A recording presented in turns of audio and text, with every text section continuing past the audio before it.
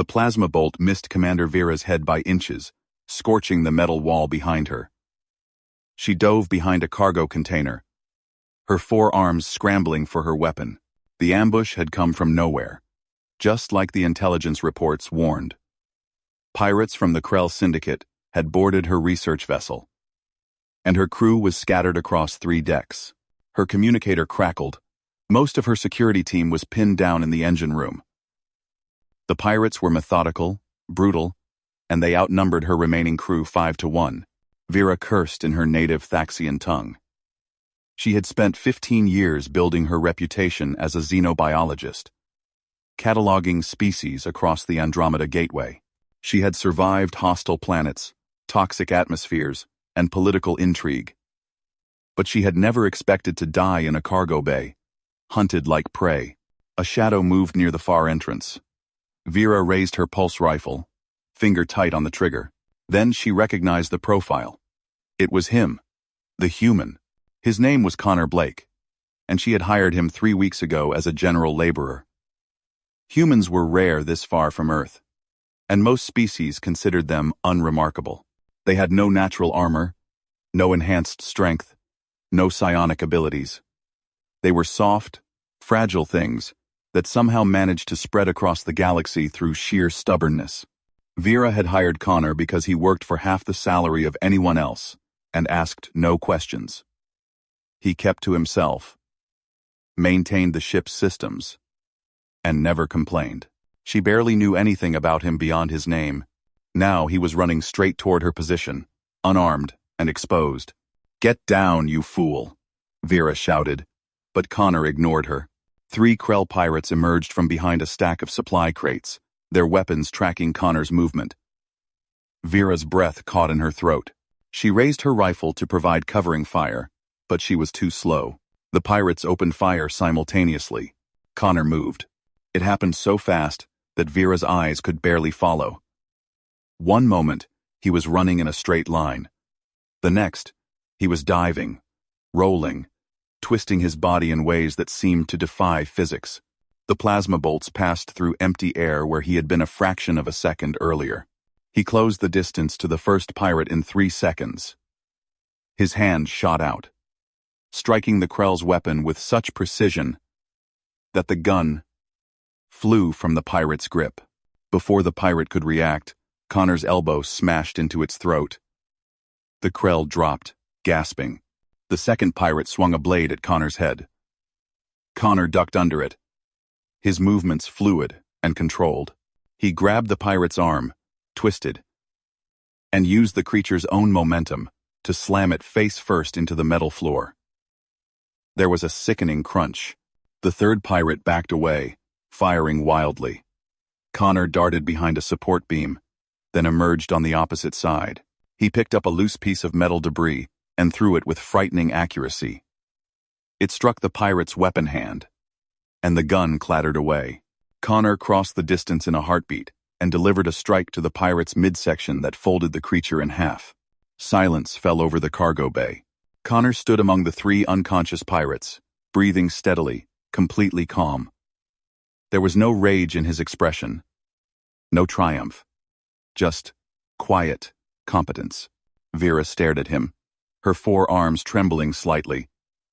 In all her years studying alien species, she had never seen anything like that. Humans were supposed to be weak, fragile, unremarkable. Connor turned to look at her, and for the first time since she had hired him, she saw something in his eyes that made her spine stiffen. It was the look of a predator, ancient and patient. "Commander," Connor said quietly, his voice carrying easily across the bay. "How many more are there?" Vera found her voice. "At least 20, spread across the ship. My security team is trapped." Connor nodded once. "Stay here. Lock the door behind me. I'll handle it." Before she could protest, he picked up one of the fallen Krell weapons, checked its charge with practiced ease, and walked toward the corridor. His posture had changed. He moved like someone who had done this 1,000 times before. Vera watched him disappear into the shadows, and a cold realization settled over her. She had not hired a simple laborer. She had brought something far more dangerous aboard her ship, and now, that danger was working in her favor. The question was, what exactly was Connor Blake? The sound of weapons fire echoed through the ship's corridors, and Vera found herself hoping she would survive long enough to find out. The cargo bay door sealed shut behind Connor, leaving Vera alone with 3 unconscious pirates and a growing sense that everything she thought she knew about humans was wrong. She activated her communicator with shaking hands. "This is Commander Vera. To all crew. We have assistance. Stand by." Outside, the sound of combat intensified. Then, slowly, it began to move away, deeper into the ship. Connor was hunting. Vera checked her weapons charge and waited, her mind racing through every piece of information she had ever learned about humans. None of it matched what she had just witnessed. Humans were supposed to be average in every measurable way. Decent engineers, adequate soldiers, nothing special. But the way Connor had moved, the precision of every strike, the complete absence of hesitation, that was not average. That was something else, entirely. Her communicator crackled. One of her security officers, a young Rothian named Kess, came through in a panic. "Commander, something is tearing through the pirates near the engine room. We don't know what it is, but it's not stopping." Vera felt a strange smile cross her face. "That would be our human." There was a long pause. "Yes, Commander, that's impossible. Humans aren't combat species. They're classified as..." An explosion cut off Kess's words. Static filled the line for a moment, then cleared. When Kess spoke again, his voice was filled with awe. "Commander, he just took down 6 pirates. 6. In less than a minute. I've never seen anything move like that." Vera closed her eyes. She had chosen Connor Blake for a position on her crew because he was cheap and quiet.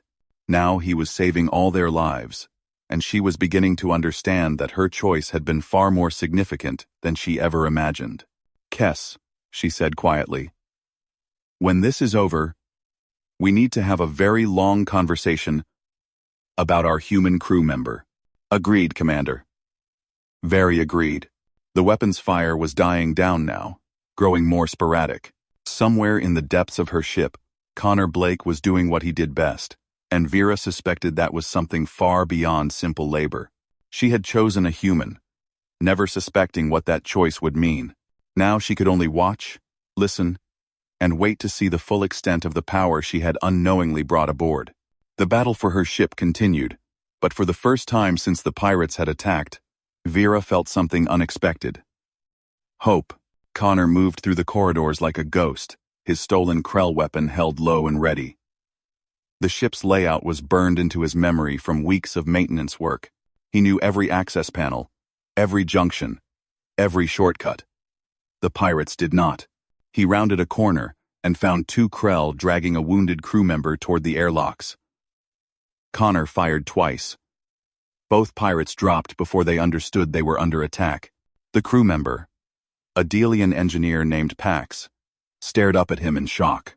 "Get to the medbay," Connor said, already moving past him. "Lock yourself in." He did not wait for a response. 3 more pirates appeared at the end of the corridor, weapons raised. Connor dropped to one knee and fired in a smooth motion, taking down the leader. The other 2 scattered, seeking cover.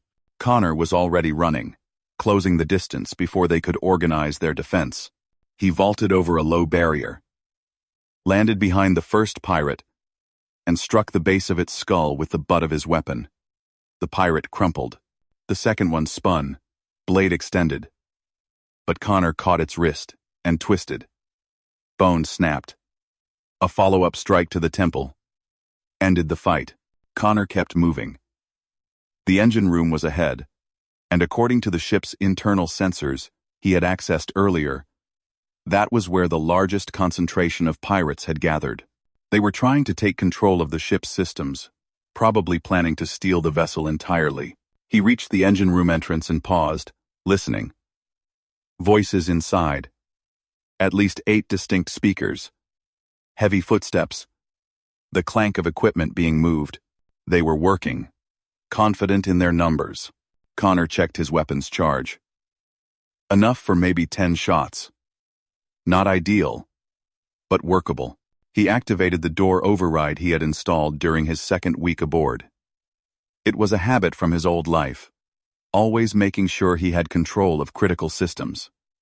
The door slid open silently. Connor stepped inside and immediately dropped 2 pirates with precise headshots. The remaining 6 spun toward him, scrambling for weapons. Connor was already moving. Using the massive engine assemblies as cover, a plasma bolt seared past his shoulder.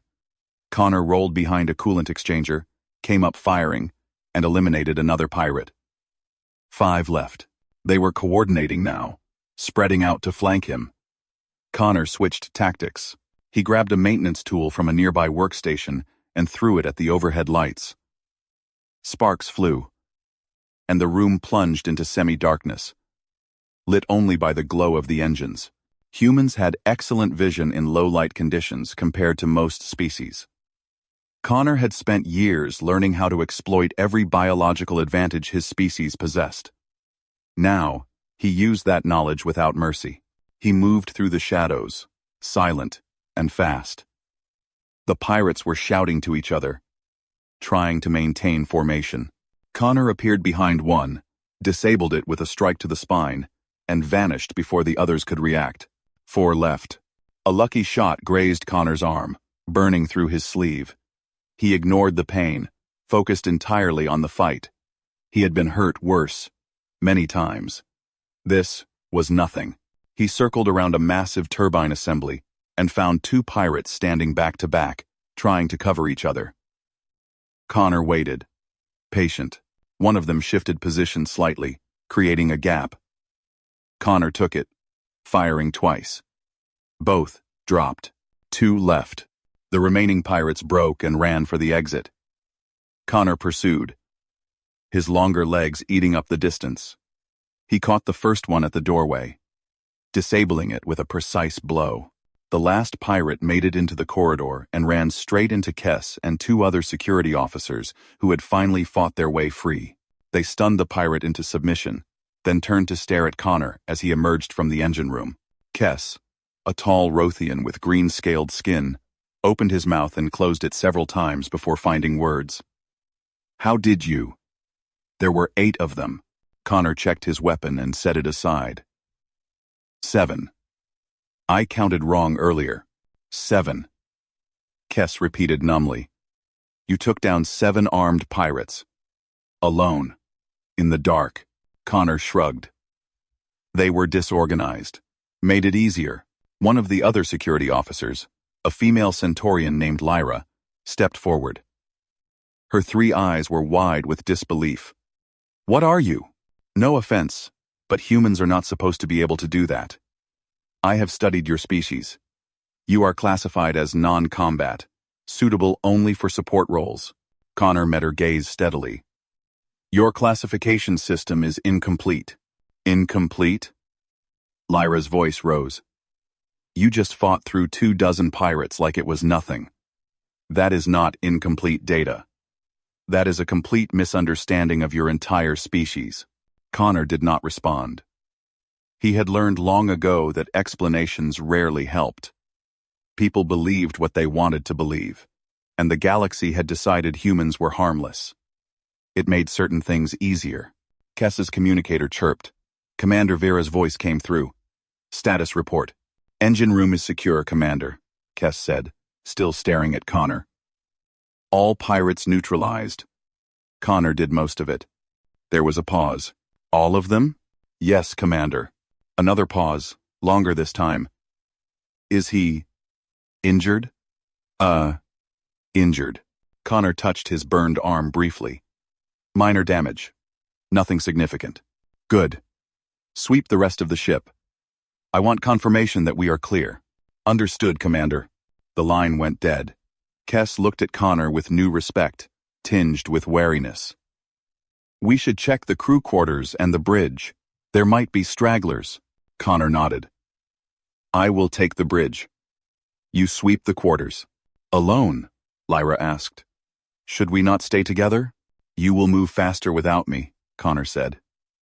And if there are more pirates on the bridge, I would prefer to engage them without worrying about friendly fire. It was a diplomatic way of saying he worked better alone. Kess seemed to understand. He gestured to Lyra and the other officer. Come on. Let us make sure the crew is safe. They moved off down the corridor, leaving Connor alone. He picked up the Krell weapon again and headed toward the bridge, his steps silent on the metal floor. The bridge was at the top of the ship, accessible by a narrow access shaft. Connor climbed quickly, his enhanced endurance making the vertical ascent easy. He could hear voices above, rough and aggressive. At least 3 pirates, possibly more. He reached the access hatch and listened carefully. 4 distinct voices. They were arguing about something. Distracted. Perfect. Connor opened the hatch slowly, inch by inch, until he had a clear view of the bridge. 4 Krell pirates, all armed, standing near the main console.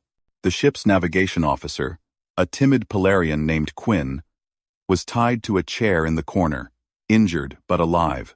Connor analyzed the situation in seconds. The pirates were positioned poorly, clustered together.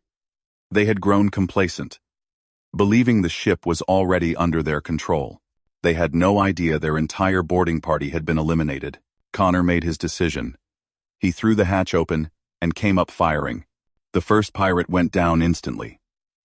The second managed to raise its weapon before Connor's shot, took it in the chest.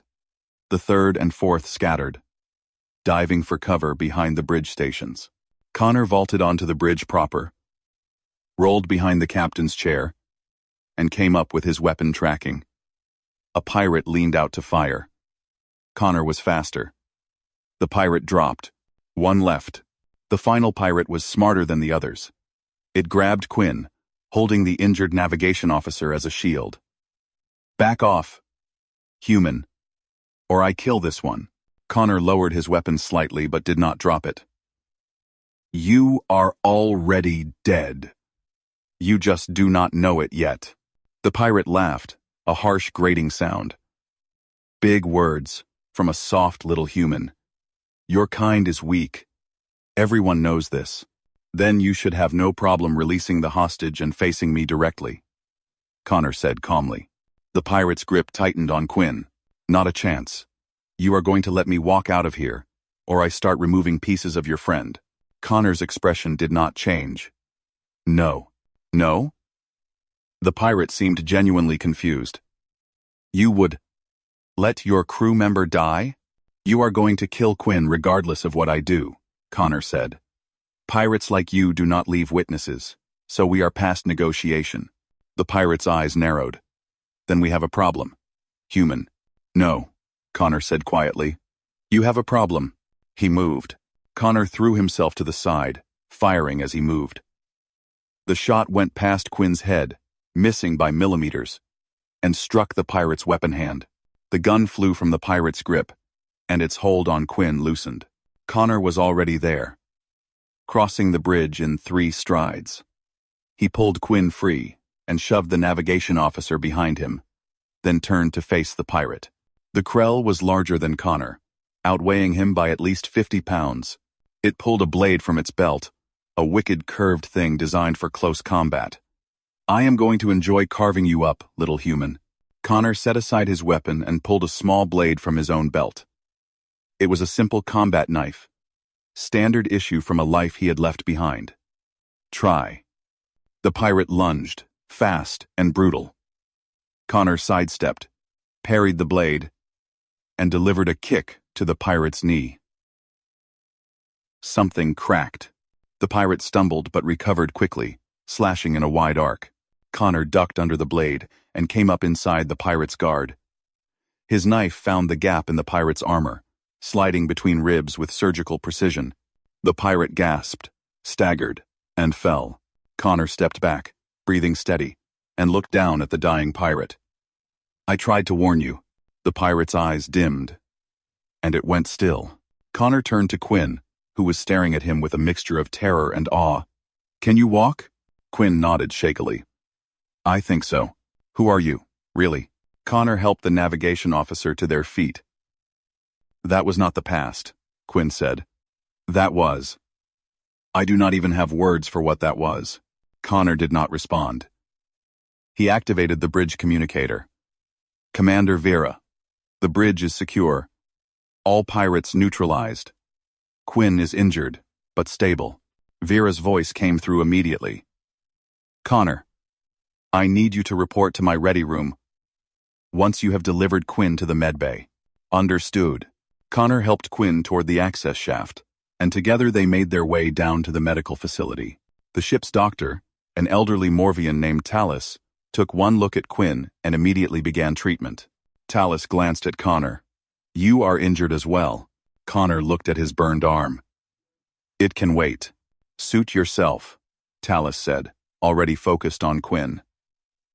But that burn is going to scar if you do not treat it soon. Connor left the medbay and headed toward Commander Vera's ready room. The ship felt different now. Quieter. The emergency lighting had been restored, and crew members were emerging from hiding spots, checking on each other, cleaning up the aftermath of the battle. They all stopped to stare at Connor as he passed. Word had spread quickly. The human laborer had single-handedly saved the ship. Connor ignored the attention and reached Vera's ready room. The door slid open at his approach. The commander was inside, standing by her desk, her forearms crossed in a posture that could have meant anything from anger to deep thought. Sit, she said, gesturing to a chair. Connor sat, keeping his posture relaxed but alert. He had learned to read alien body language over the years, and Vera was definitely processing something significant. She studied him for a long moment, her large eyes unblinking. 23 pirates, she said finally. You killed or incapacitated 23 pirates, Connor Blake, by yourself. 24. Connor corrected quietly. There was one in the cargo bay you did not count. 2. Vera's expression shifted, something between disbelief and fascination. 24. Of course. She moved around her desk and sat down across from him. I hired you 3 weeks ago. Your file said you were a general laborer, experienced with ship maintenance. No combat training listed. That is correct. That was a lie. Connor met her gaze. No. I am experienced with ship maintenance. I have been doing it for years, and my file accurately states no combat training. No training, Vera repeated slowly. You expect me to believe that what I witnessed today came from someone with no training? I did not say I had no training, Connor clarified. I said my file accurately lists no training. There is a difference. Vera leaned back in her chair, all 4 arms now resting on the armrests. Explain. Connor considered his words carefully. Before I became a laborer, I had a different career.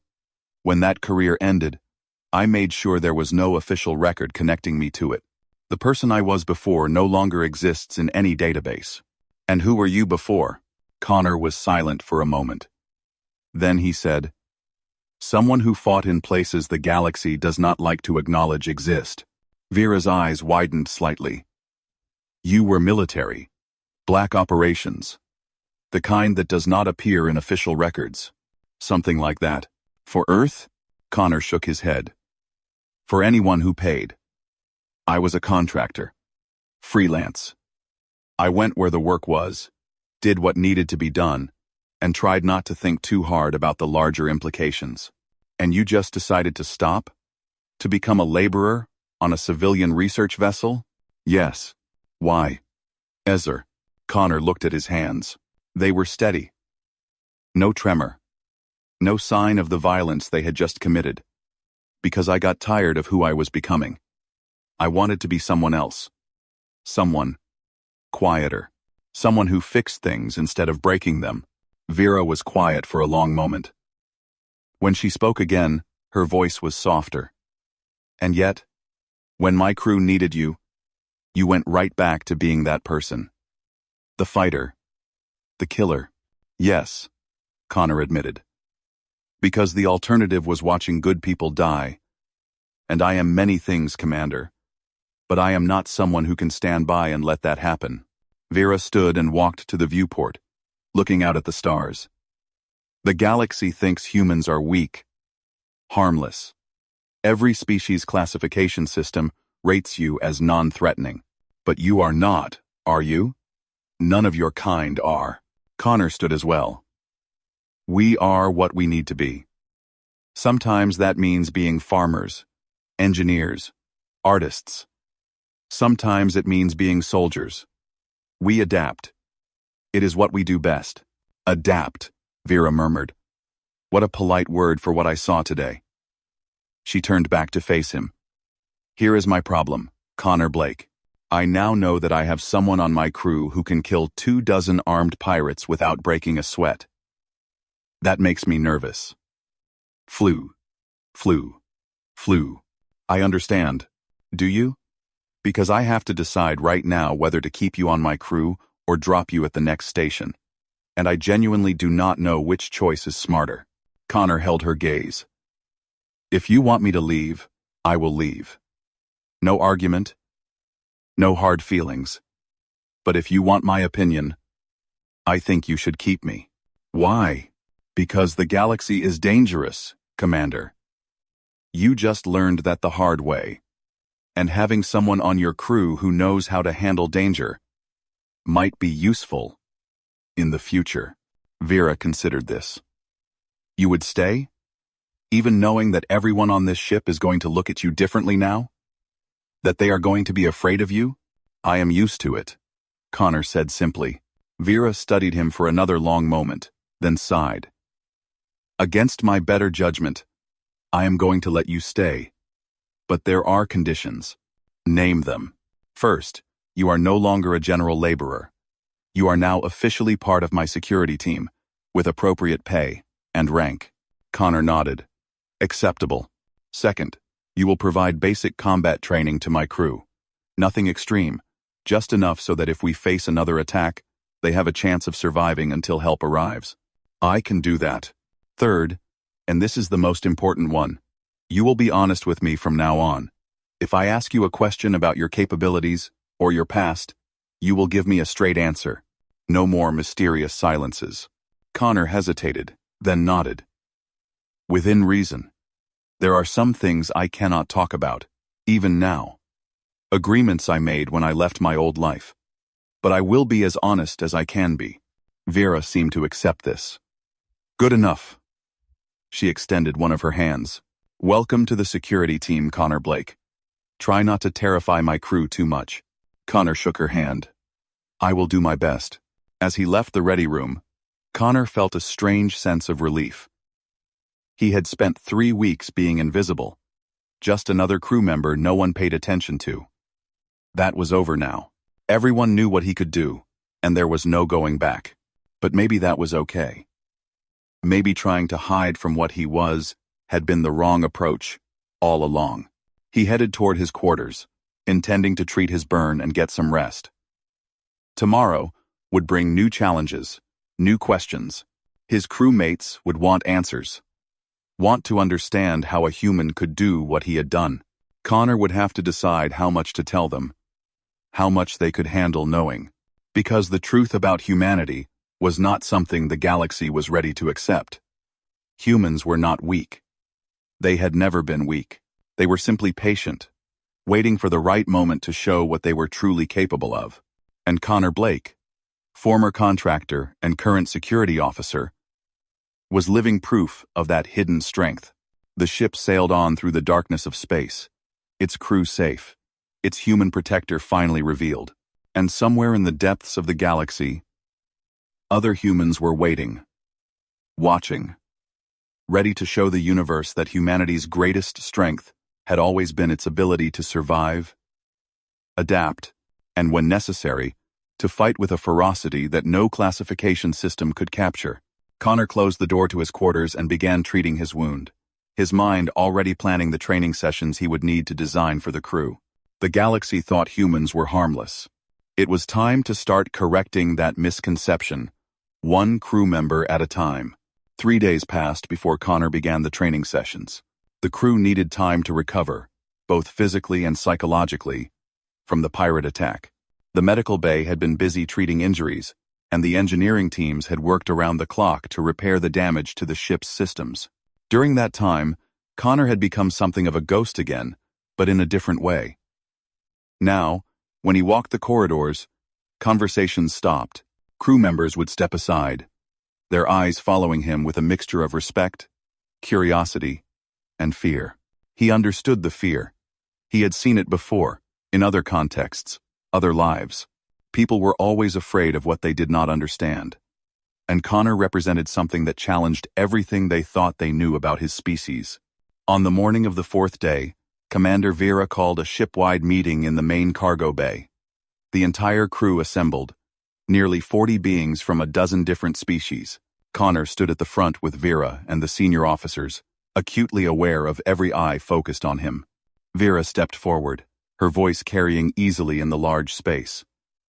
I know you have all heard various versions of what happened during the pirate attack. I am here to give you the official account. Vera 2. Vera, I'm here to give you the official account. Vera 2. Vera 2. She proceeded to lay out the events in clinical detail. The ambush, the casualties, the way the pirates had systematically tried to take control of the ship. Then she described Connor's response. His systematic elimination of the boarding party. His protection of the crew. When she finished, the cargo bay was silent. Vera gestured to Connor. Connor Blake has agreed to provide basic combat training to anyone interested in learning how to defend themselves. This training is voluntary, but I strongly encourage everyone to participate. We travel through dangerous space, and the next attack may not give us time to mount a proper defense. A Polarian engineer near the back raised a tentative hand. Commander, how did he do it? I have studied human physiology. They are not stronger than most species, not faster, not more durable. What makes them so effective in combat? Vera looked at Connor. Would you like to answer that? Connor stepped forward, scanning the assembled faces. He saw fear, yes, but also genuine curiosity. These were scientists, engineers, explorers. They wanted to understand. You are correct, Connor said, his voice calm and measured. Humans are not the strongest species. We are not the fastest. We do not have natural weapons or enhanced senses. On paper, we should not be particularly dangerous. He paused, letting that sink in. But combat effectiveness is not just about raw physical attributes. It is about tactics, training, psychology, and most importantly, adaptability. Humans evolved as persistence hunters on a world that tried very hard to kill us. We learned to outlast our prey, to track it for days, to adapt to any environment, any situation. A Rothian security officer spoke up. But that is hunting animals. The Krell pirates were armed, trained fighters. The principles are the same, Connor replied. Identify the threat. Analyze its weaknesses. Exploit those weaknesses with maximum efficiency. The Krell were overconfident. They expected token resistance from a research vessel. They grouped together, made noise, did not secure their flanks. They gave me opportunities, and I took them. Kess stepped forward. But the speed.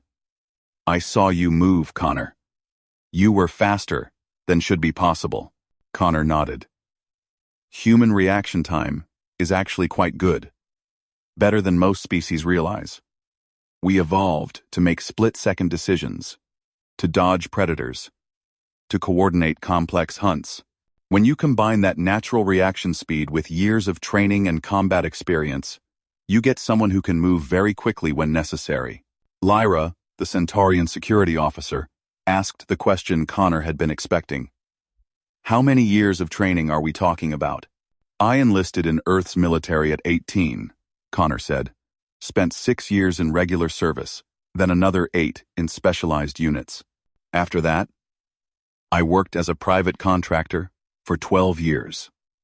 That is 26 years of combat experience across multiple environments and situations. The cargo bay erupted in murmurs. 26 years. More than some of the crew members had been alive. Commander Vera raised a hand for silence. Connor has agreed to condense that experience into something we can learn in a reasonable time frame. Obviously, none of you will become elite soldiers, but you will learn enough to survive an attack and protect your shipmates. Over the next 2 hours, Connor outlined the training program he had designed. Basic situational awareness, simple self-defense techniques, how to use cover effectively, basic weapon handling. Nothing too complex. Nothing that would require years to master. Just enough to give them a fighting chance.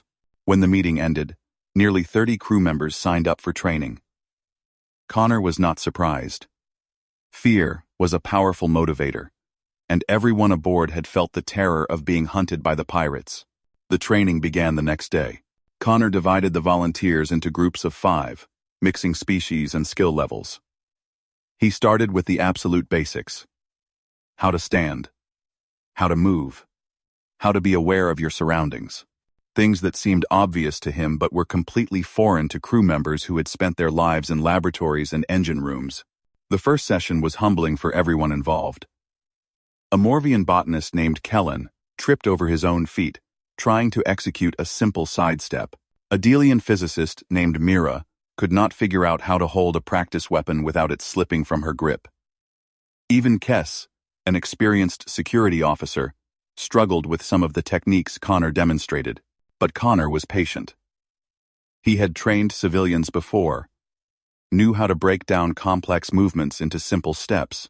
He corrected form, demonstrated techniques repeatedly, and never raised his voice in frustration. By the end of the first week, the groups were showing real progress. They moved with more confidence, held their practice weapons with proper grip, understood the basics of using cover. It was not much, but it was a start. During a break between sessions, Vera approached Connor in the training area. They are improving faster than I expected. Connor wiped sweat from his forehead.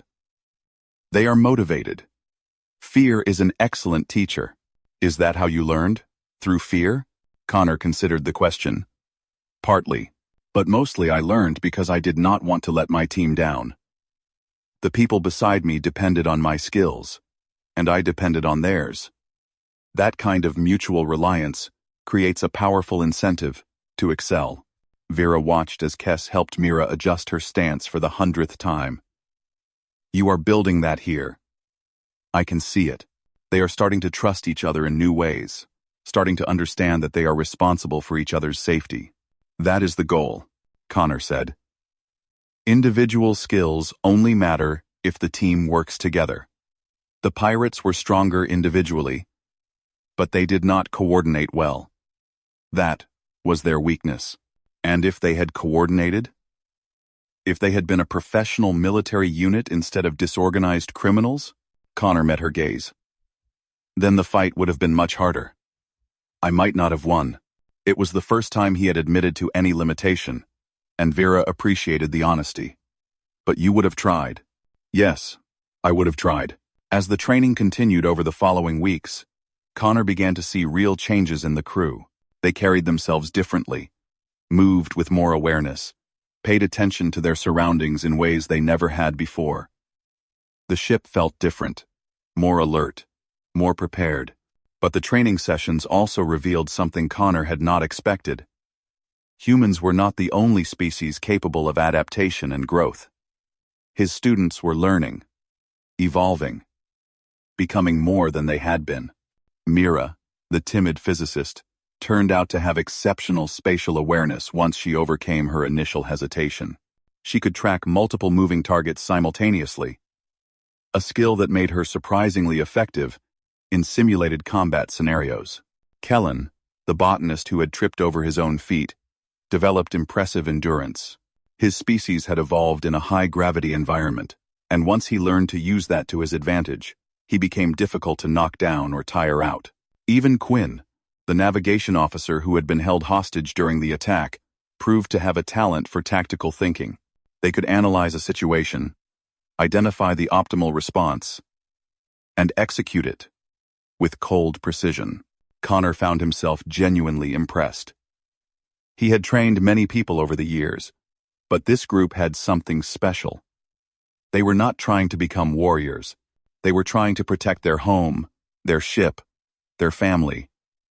And that gave them an edge that pure combat training could never provide. One evening, after a particularly grueling session, Kes approached Connor in the mess hall. The Rothian looked exhausted, but satisfied. "I wanted to thank you," Kes said, sitting down across from Connor, "for what you are doing. Training us, I mean." Connor nodded. "You are welcome. You are all working hard. It shows." Kes hesitated, then said, "Can I ask you something? About humans?" "Sure. Are you all like you? All capable of what you did during the attack?" Connor thought about that. "No. Most humans are not soldiers. Most live peaceful lives, never fire a weapon, never need to fight. But all of us have the capacity for it, if pushed. It is part of our nature, buried deep. Some of us train that capacity, develop it. Others never need to. But the potential is there. In all of you." "Yes," Kes absorbed this. "The galaxy has underestimated your species." "The galaxy underestimates a lot of things," Connor replied. "It is a survival mechanism, in a way. If you assume everything is harmless until proven otherwise, you can function without constant paranoia. But it does leave you vulnerable. Like we were vulnerable to the pirates." "Exactly." Kes stood, his expression thoughtful. "Well, we will not be that vulnerable again. Thanks to you." He paused. "You know, when you first came aboard, I thought you were just another laborer. Quiet, unimportant. I barely noticed you." "I know," Connor said with a slight smile. "That was the idea. But now I cannot imagine this crew without you. You have changed us, Connor. Made us stronger. Made us think about things we never considered before." After Kes left, Connor sat alone in the mess hall, thinking about what the Rothian had said. He had changed them, but they had changed him too, in subtle ways. For the first time in years, he felt like he was part of something larger than himself, something worth protecting. His past was full of missions, objectives, targets. Everything had been temporary, transactional. But this crew, this ship, this felt different. This felt like home. The realization surprised him. He had spent so long running from his past, trying to become someone else, that he had not noticed when he actually succeeded. He was not just Connor Blake, the laborer. He was not just Connor Blake, the soldier. He was Connor Blake, protector of this crew, teacher, friend, and for the first time in a very long time, that felt right. The weeks turned into months. The training continued, evolving as the crew's skills improved. Connor introduced more complex scenarios, team-based exercises, simulations of different types of threats. The crew responded with enthusiasm, pushing themselves harder than Connor had expected. Vera watched the transformation with quiet satisfaction. Her ship had been attacked. Her people had been threatened. But instead of breaking, they had become stronger. She had Connor to thank for that. She also noticed that Connor himself seemed different. The guarded, distant man she had first hired was slowly opening up, forming genuine connections with the crew. He ate meals with them, shared stories during long shifts, even smiled occasionally. One day, Vera called him to her ready room again. When he arrived, she gestured to a chair and poured 2 glasses of Thaxian wine, a rare and expensive vintage. "We are celebrating?" Connor asked, accepting a glass. "In a way," Vera said. "I received a communication from the Andromeda Research Council. They heard about the pirate attack and our successful defense. They want to feature our ship in a security briefing, use it as an example of proper crew preparedness." Connor raised an eyebrow. "That is good news for the ship's reputation." "It is, and they specifically mentioned you. They want to know more about our human security officer, who single-handedly defeated a boarding party. Connor's expression shifted, becoming more guarded. I would prefer to avoid that kind of attention. I know. I told them you value your privacy, and declined on your behalf. Vera sipped her wine. But it made me think. The galaxy is going to find out about you eventually, Connor, about what you can do. And when they do, everything changes. I know. Does that concern you? Connor stared into his glass. Yes and no. Part of me wants to stay invisible. Keep being the quiet security officer. But another part knows that is not realistic anymore. What happened here will spread. Other ships will hear about it. Other humans will hear about it. And some of them will start asking questions. Questions about humanity's true capabilities. Exactly. Connor looked up at her. Earth has been very careful about how it presents itself to the galaxy. We emphasize our peaceful intentions, our scientific curiosity, our desire for cooperation. We do not talk much about our military history, our conflicts, our capacity for violence. Why not? Because the galaxy is not ready to know that humans have been fighting wars since before we discovered fire, that we have perfected the art of killing over thousands of years, that we can be just as dangerous as any predator species when we need to be. Connor set down his glass. If the galaxy knew the truth, they would see us as a threat, and threats get contained, controlled, or eliminated. Vera considered this. So you hide. All of you. Pretend to be something you are not. We do not pretend.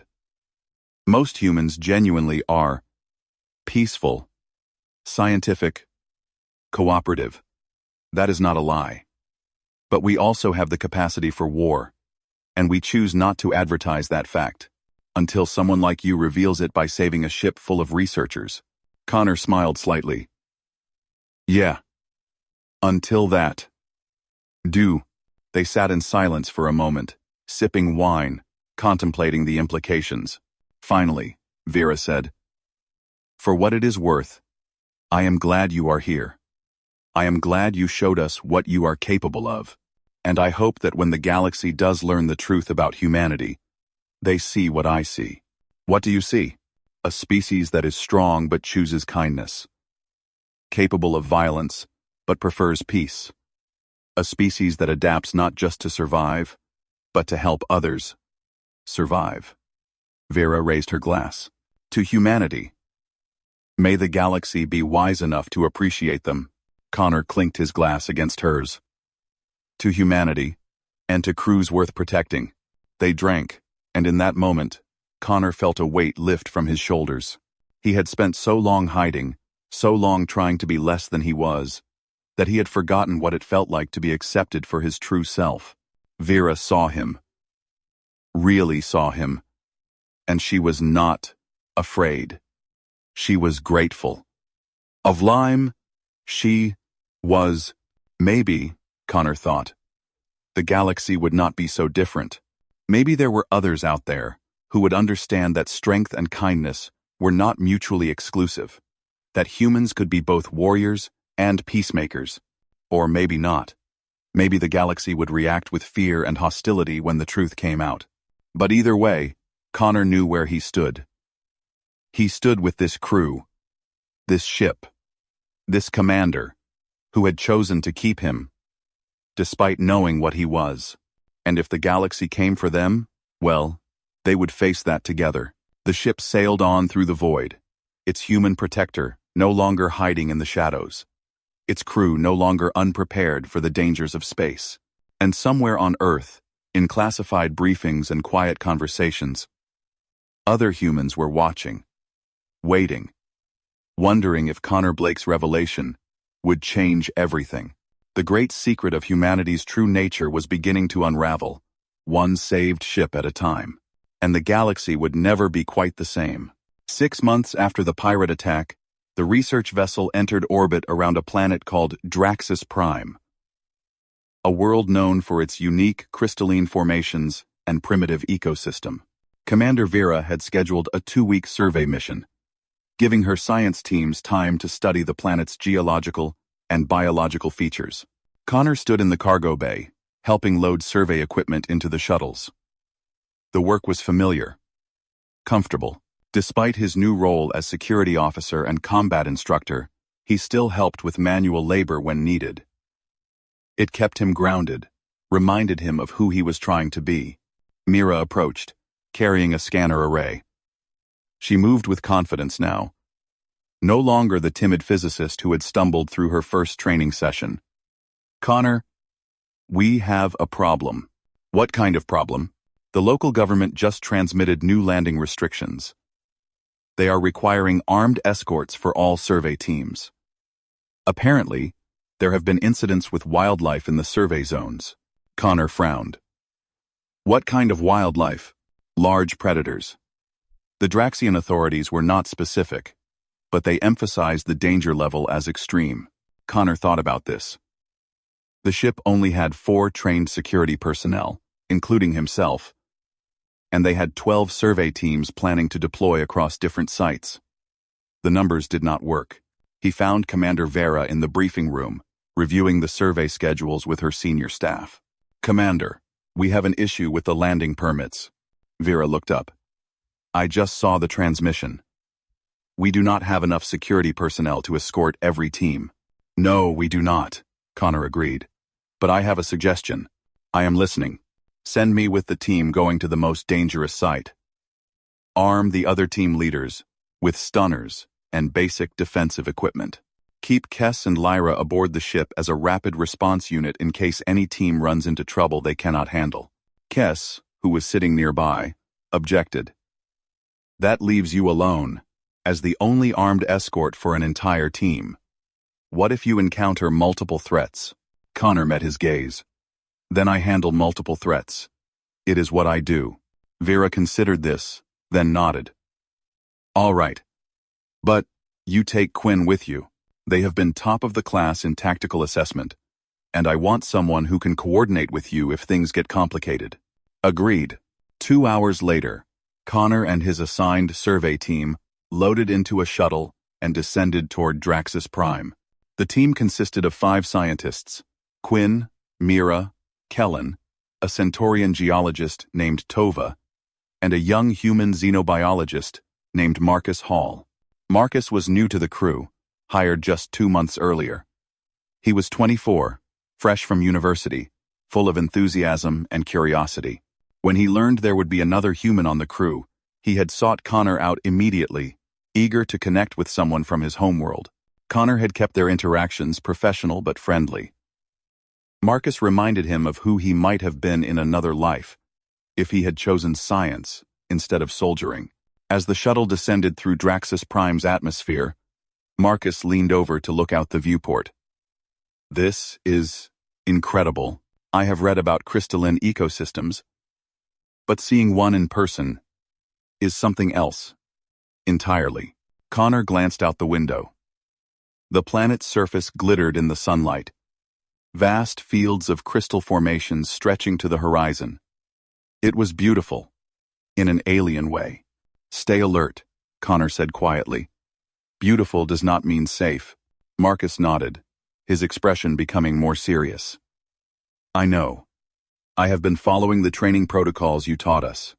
Situational awareness, escape routes, threat assessment. Good. Remember all of that once we land.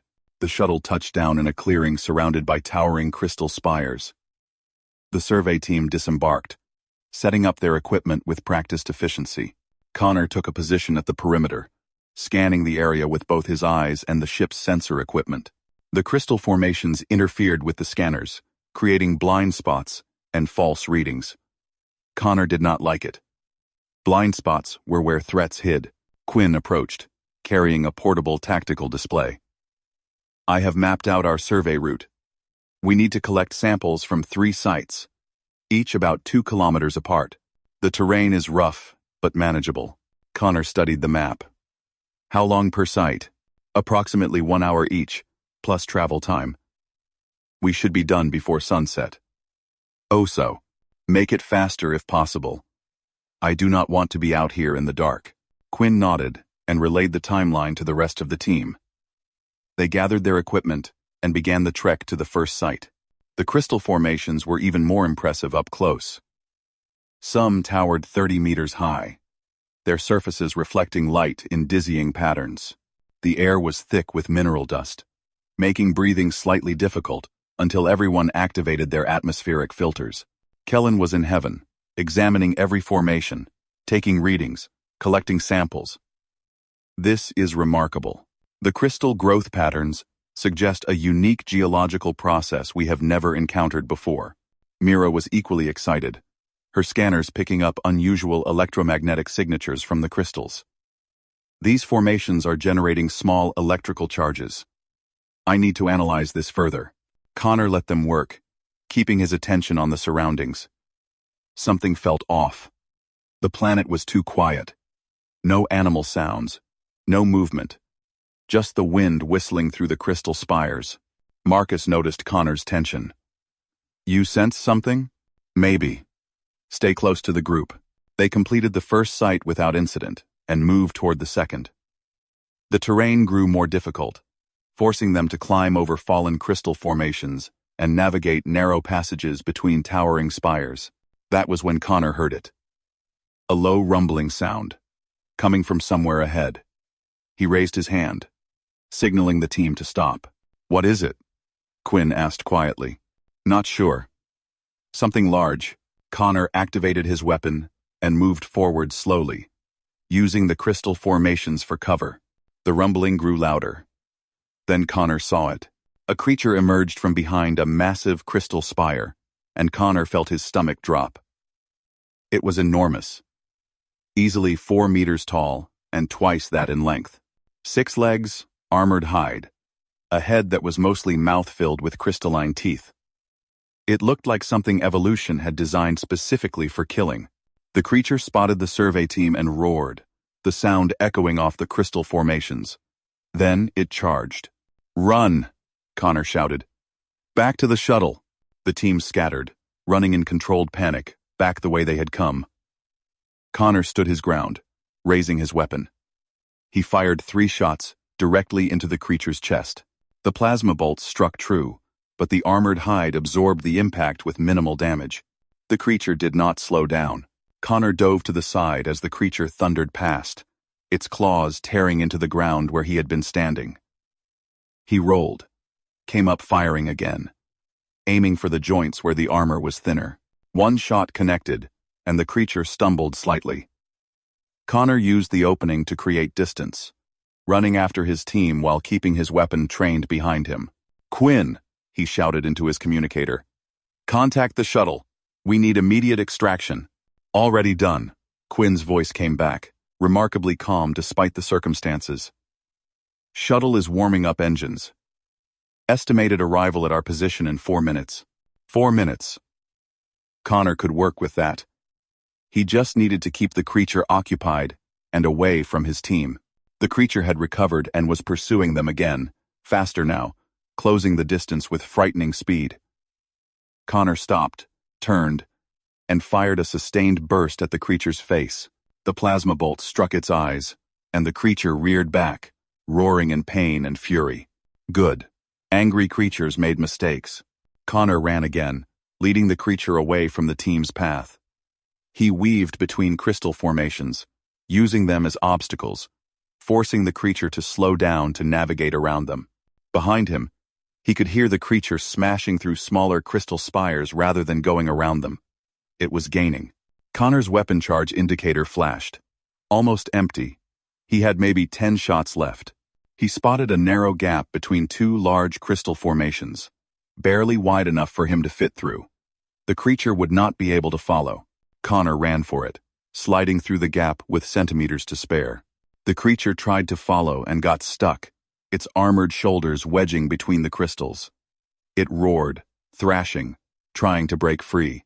Connor used the opportunity to reload his weapon, swapping in a fresh power cell. Then he aimed carefully at the creature's exposed throat and fired. The shot went deep, burning through softer tissue. The creature's roar turned into a gurgling scream. It thrashed more violently, and the crystal formations it was wedged between began to crack under the stress. Connor ran. The crystals shattered, and the creature broke free. Bleeding but still very much alive, and now absolutely enraged. This was getting bad. Connor activated his communicator. "Quinn, status on that shuttle? 2 minutes out." "But Connor, we have another problem. Scanners just picked up 3 more of those creatures converging on your position." Of course there were more. Connor checked his ammunition.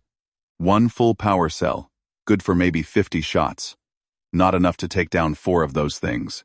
He needed a new plan. Connor spotted a large crystal formation ahead, partially hollow, with structural stress fractures running through it. An idea formed. Risky, but possible. He ran toward the hollow formation, the creature closing behind him. The ground shook with each of its footfalls. Connor reached the formation, darted inside the hollow center, and immediately started firing at the stress fractures. The crystal began to crack, fissures spreading rapidly through the structure. Connor fired again and again, weakening the support points. The entire formation groaned, beginning to collapse. Connor sprinted out the opposite side just as the structure came down, thousands of tons of crystal crashing onto the creature behind him. The impact was tremendous, sending up a cloud of dust and crystal shards.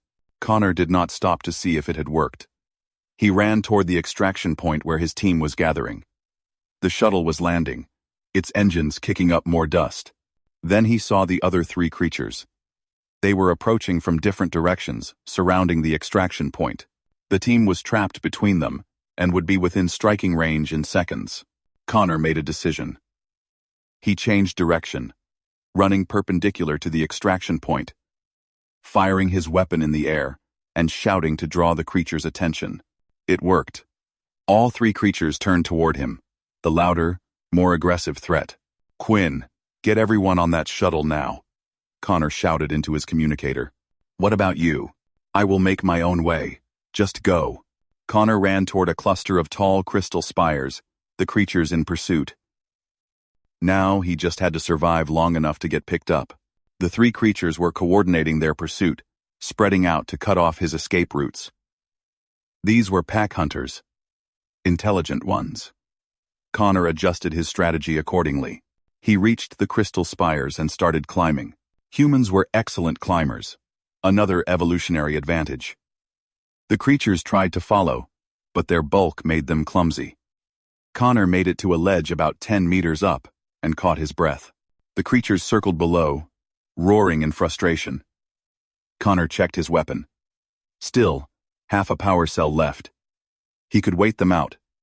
Let the shuttle circle back, once it was safe. Then one of the creatures did something unexpected.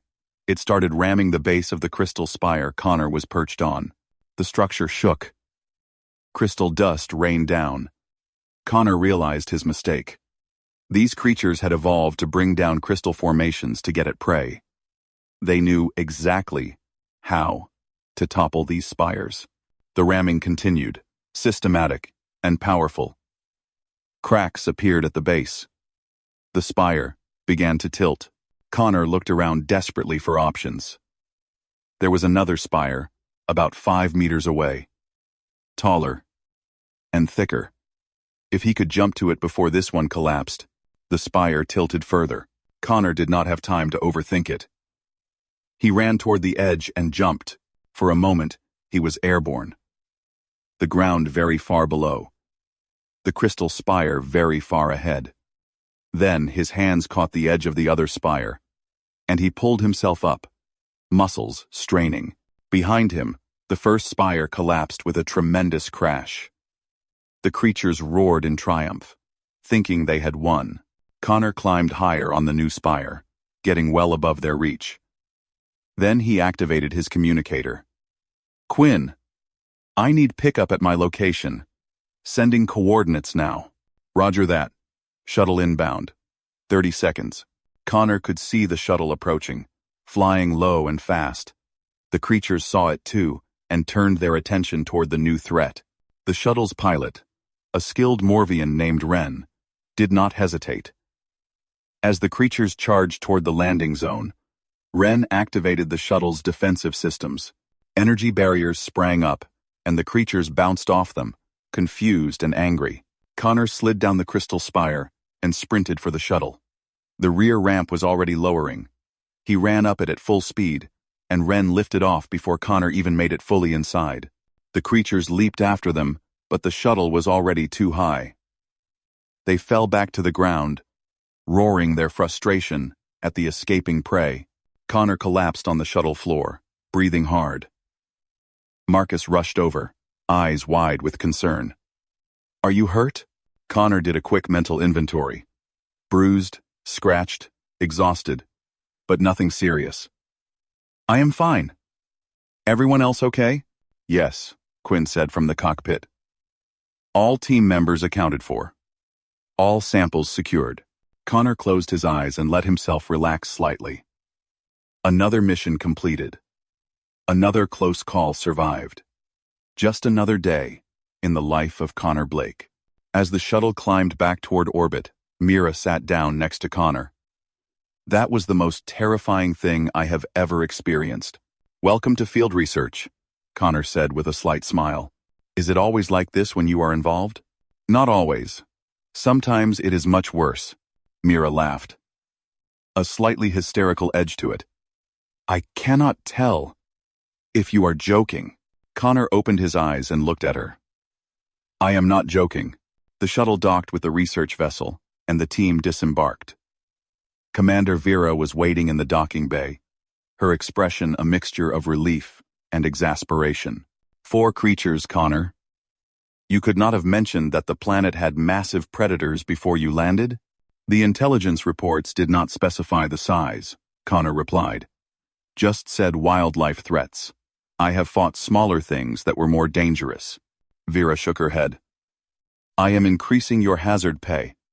Again. Appreciated." That evening, the crew gathered in the mess hall to celebrate the successful mission. Despite the danger, or perhaps because of it, the mood was jubilant. They had faced a serious threat and survived, working together as a team. Connor sat with Marcus, Quinn, and Kellen, sharing a meal and listening to their excited chatter about the samples they had collected, the data they had gathered, the discoveries they had made. Marcus looked at Connor with undisguised admiration. "You saved us all today. Again. Do you ever get scared when things like that happen?" Connor considered the question. "Yes. Fear is natural. It keeps you alert, keeps you alive. The trick is not letting it control you, not letting it stop you from doing what needs to be done." "How do you learn that?" "Practice," Connor said simply. Quinn spoke up. "The way you led that creature away from us, the way you kept its attention while we escaped, that was not just combat skill.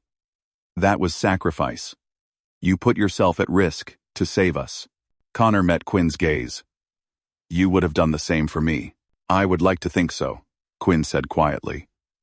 "But I am not sure I would have had the courage." "Courage is not the absence of fear," Connor said. "It is acting despite the fear. You have more courage than you know, Quinn. All of you do." The conversation shifted to lighter topics, and Connor let himself relax, enjoying the camaraderie.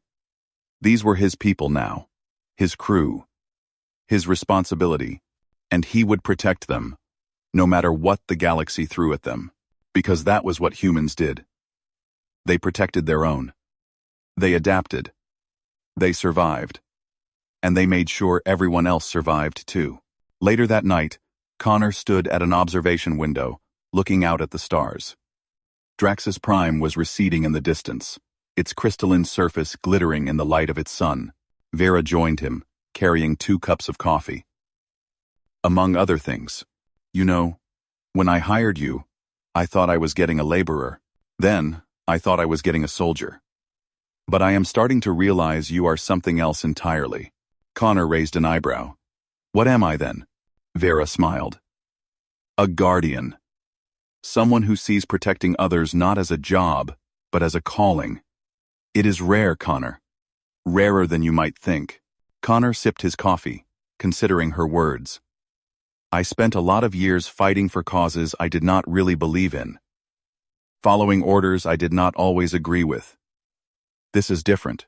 This crew, this ship, this matters. We are lucky to have you. I am lucky to have found you, Connor replied. All of you. For the first time in a very long time, I feel like I am exactly where I am supposed to be. They stood in comfortable silence, watching the stars, two beings from different worlds who had found common purpose in the vast darkness of space. And somewhere out in that darkness, the galaxy continued to turn. Unaware that humanity's greatest secret was slowly being revealed. One act of courage at a time. Connor Blake, former soldier, current guardian, living proof that humans were so much more than the galaxy believed, and his story was far from over.